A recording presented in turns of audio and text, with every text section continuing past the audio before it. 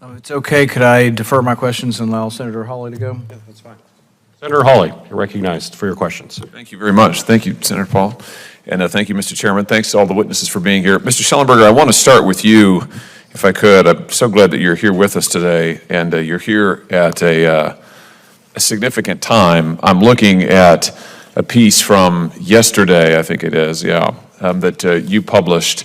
U.S. intelligence dangerously compromised, warned CIA and FBI whistleblowers. You're not the only one to report this, of course, but I was reading your report on it this morning. This is something that you have been warning about for quite some time, and the allegations stem from a whistleblower who has come forward to the House, a whistleblower from the Central Intelligence Agency.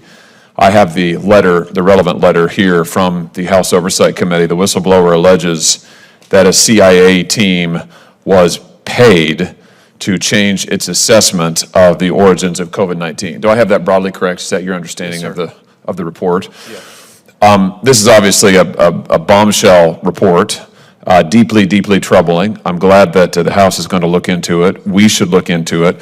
What caught my attention is you point out in your article on this that the government has deliberately violated the COVID Origins Act, which this body passed unanimously, which the House passed, the President signed into law. Maybe he wasn't so happy about signing it into law, but he did. It is the law of the land, and which required that all of the government's intelligence on the origins of COVID be made public.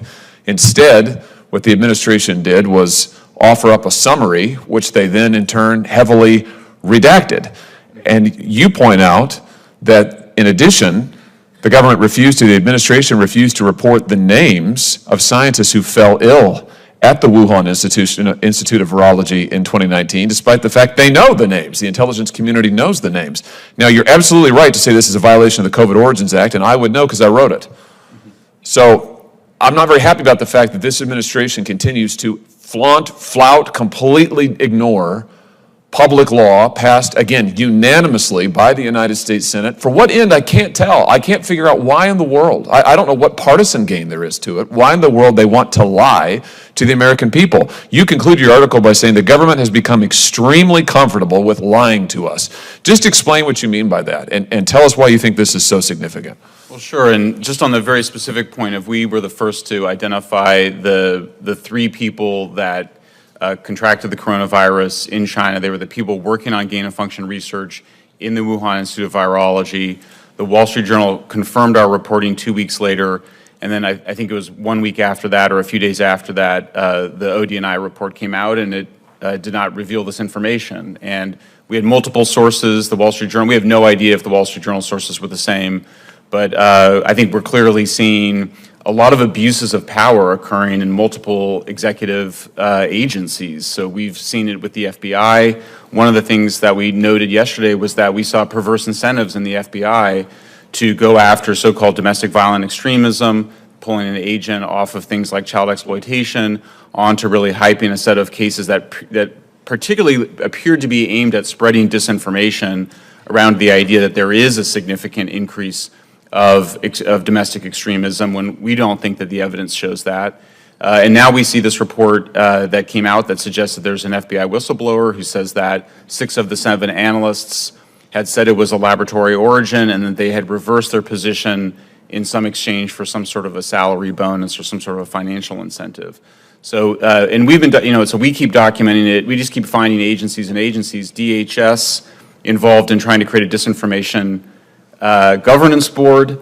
I keep, the censorship industrial complex, we just keep finding new parts of it. So in the research for this testimony, we discovered this deep trust alliance that had, what appears to be ties to the security and intelligence agencies of the United States government, appears to be trying to set itself up, although it's now kind of ghosted after 2021, but it appeared to try to set itself up to decide what is reality and what are fakes for people, and I think it should have a chilling effect in that that's not how we do free speech in America. We don't have government agencies, we don't have cutouts or front groups that appear to have support from those agencies telling the American people what's true, what's false, or telling social media companies behind the scenes what they should be censoring. And just to that last point, we now know, thanks to the case Missouri versus Biden, that that's exactly what this administration from the White House to the FBI to the State Department to the CDC to CISA, have all been meeting with the social media companies for years now, giving them direct commands about what to censor and take down, naming specific accounts and specific speech they want suppressed, threatening the social media platforms if they don't do it, and remarkably, and I'm quoting the court here, the Fifth Circuit Court of Appeals, and there's a huge evidentiary record. Everybody can go, don't take my word for it, go read the record. It's all on the record.